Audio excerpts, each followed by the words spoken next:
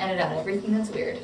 And I'm gonna keep everything that's weird and edit out not anything weird, that's I'm got gonna get rid of content. Okay, good. Are we already on? Yeah. Oh man. All right. All right. Okay, so.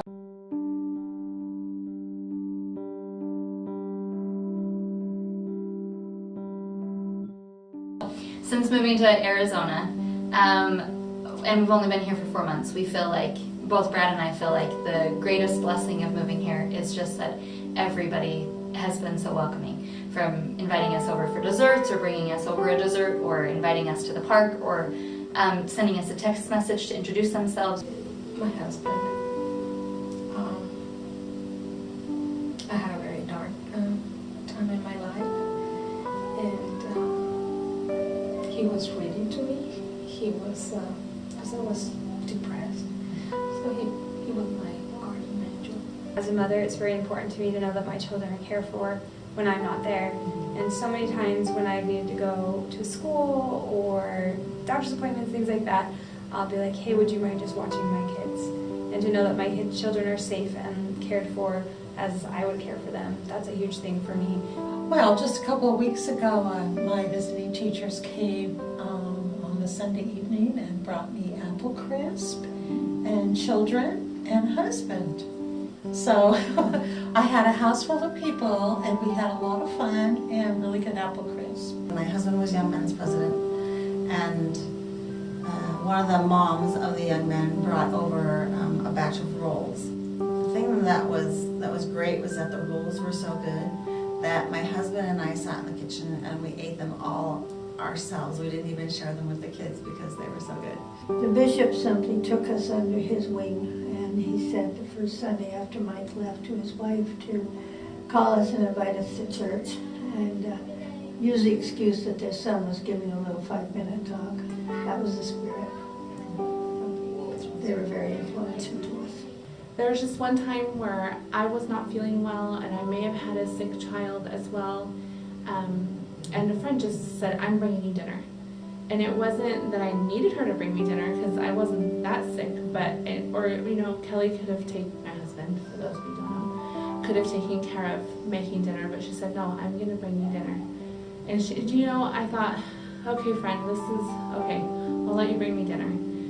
But when she brought dinner and I didn't have to think about it and I didn't have to clean up after it, it was the best little gift she could have given to me.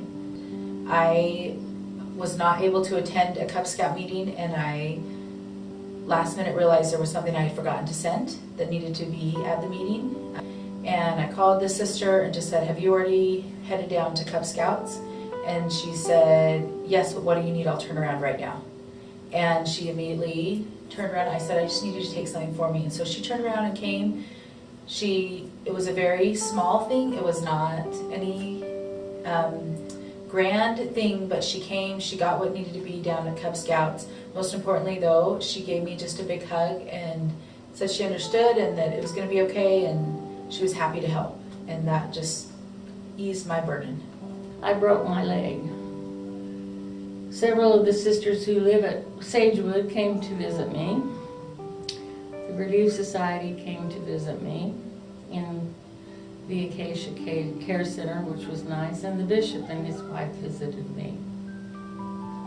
Penny Wright arranged to get me a loaner wheelchair, and she would come and check on me and take me to lunch and just make me feel like I was still in the world.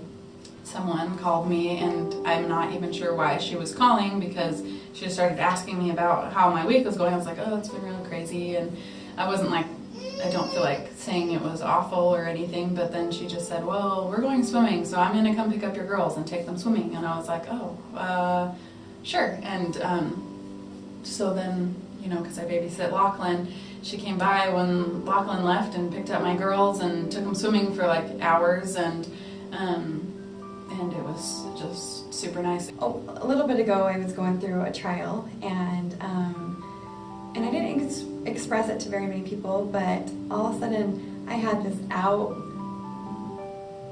like, everybody was calling me and telling me how much, like, if I ever needed anything, that they would do anything for me, or I would be in their prayers, and people would bring me dinners, and watching my kids when I needed them to. And I mean, it just was amazing. I was in a car accident, and the policeman was talking to me, and he says, well, you don't have a car to drive, you can't drive your car, so is there someone that you can call? And the first thing I thought of was, I have all these ministering sisters, of course I have someone to call. I thought about this one sister, and I didn't know her very well, but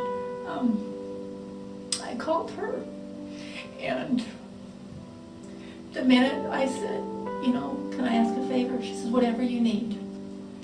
And I says, I'm so sorry, but I need to have you take me down to get a rental car. And she says, well, are you okay? And I sat in her car and had my good cry.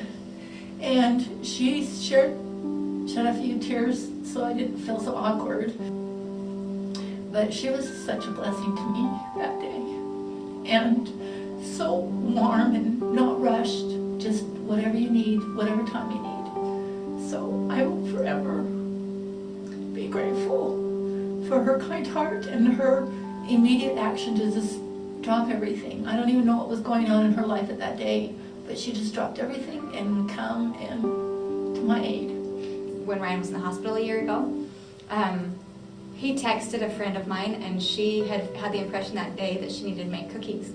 And she came over at like 8 or 9 o'clock at night after I got the kids to bed, and she stayed so that I didn't have to be by myself while he was in the hospital. And she just sat and talked to me, and I mean, she was there for a long time, and it was a huge sacrifice for her from her family to be able to be with me.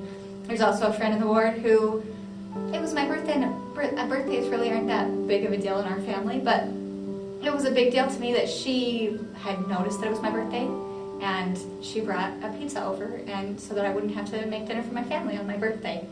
And there are just like so many things. That there's another friend who every time there's a Relief Society activity, she calls or texts me to make sure that I know about it and see if I want to go along with her and we can ride together. And so what I felt was the overwhelming feeling of love and support and prayers that I knew were being poured out.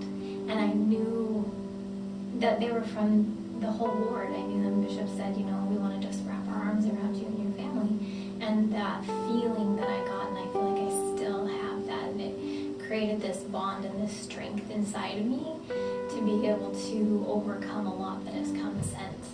My daughter had cancer, and I always need somebody, I overwhelm a lot,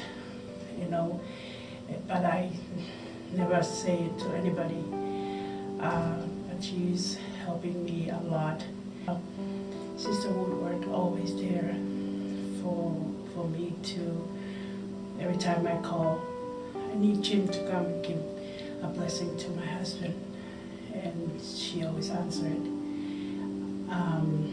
But always Sister Woodward is the first, it's like an angel to me. So I mean, there's like a million things that, I don't know, they're just all manifestations of how Heavenly Father is aware of us, and that we don't have to, we're not alone in all of this. That there really are angels all around us. When we have a hard day, it seems to be those times that you get a text from somebody that maybe you haven't heard from in a while, or something that makes a big difference, that you know that you're remembered. The feeling of support and the love that I felt from my sisters in this ward. And there's, like I said, too many to even mention. And you think, oh my gosh, that's exactly what I needed at that time. So it really was, it was amazing. So I have a huge support system, and I have this village that helps and supports and loves me for who I am, and helps and loves and support my children. And I think that's it for me. Like, there's a million people who have done a million things more. I think it's the overall, the feeling of support and love that I've been given. Because everybody in the ward has been so loving and welcoming. I love our ward.